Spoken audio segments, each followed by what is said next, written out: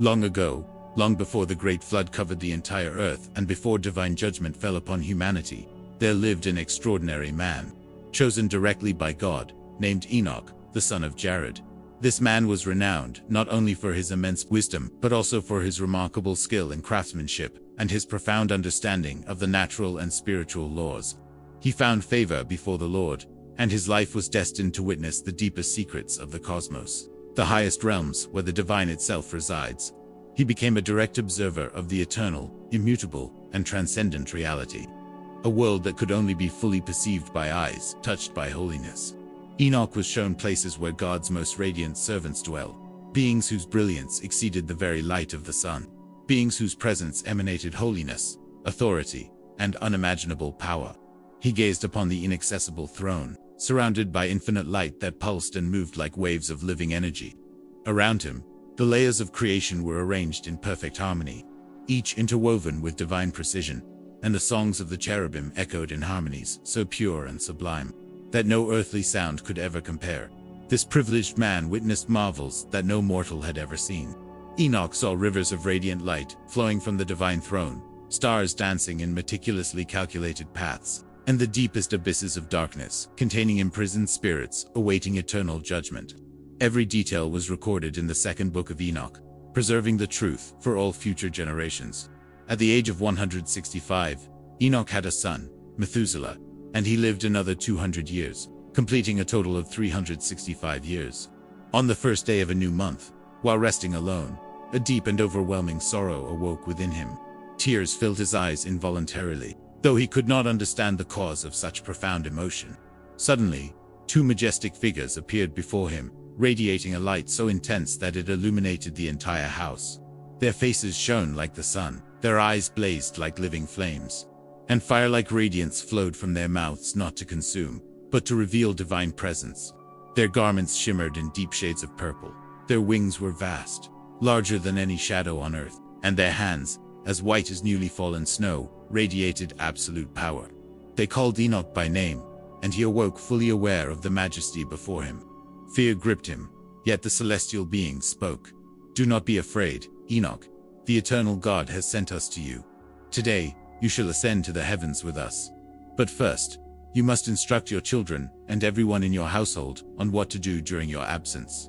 No one is to seek you until the Lord allows your return." Without hesitation, Enoch obeyed, gathering his sons Methuselah, Rahim, and Gadan shared with them everything the heavenly visitors had revealed. "Listen closely, my children," he said. "I do not know where I am going or what awaits me. Therefore, I leave you this warning. Do not turn away from God for the sake of false powers or empty illusions.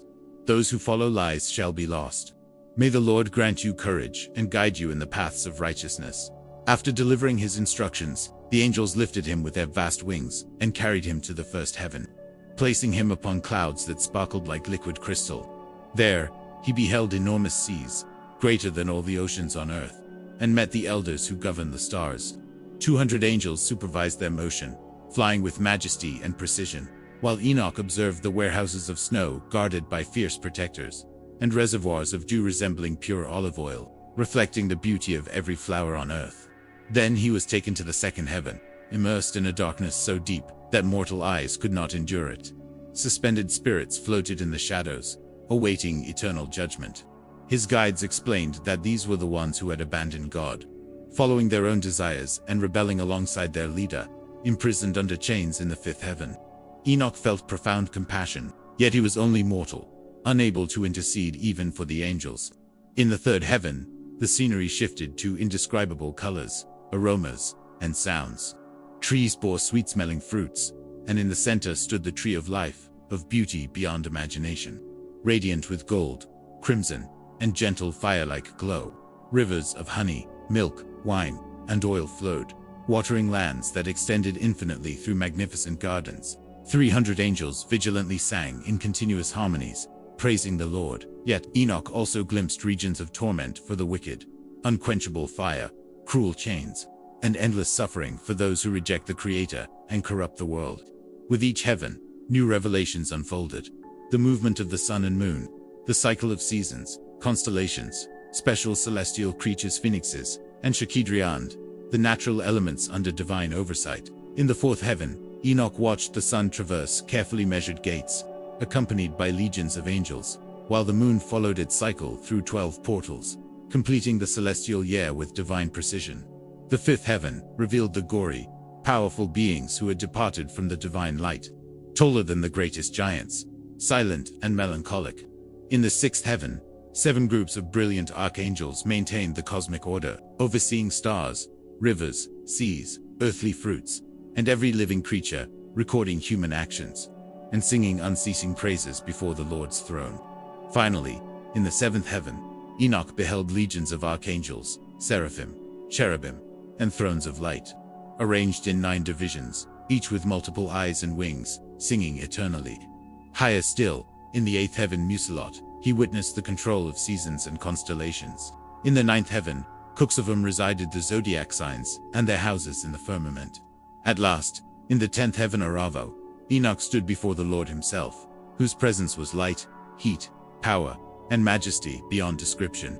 The Lord revealed secrets never shared with the angels, the creation of the universe from nothing, the movement of all elements, the fate of souls, and the eternal cycle of divine justice.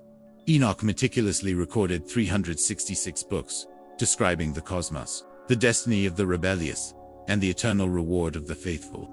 The message is unmistakable. God reigns over all, and we are called to follow his ways.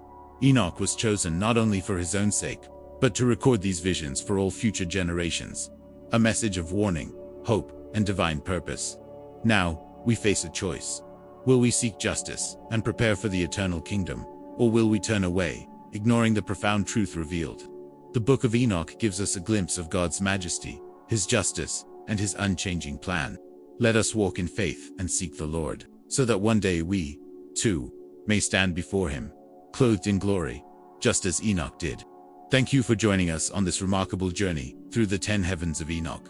If this narrative touched your heart, like, share, and subscribe for more insights into biblical mysteries. May the Lord bless and protect you. Shalom.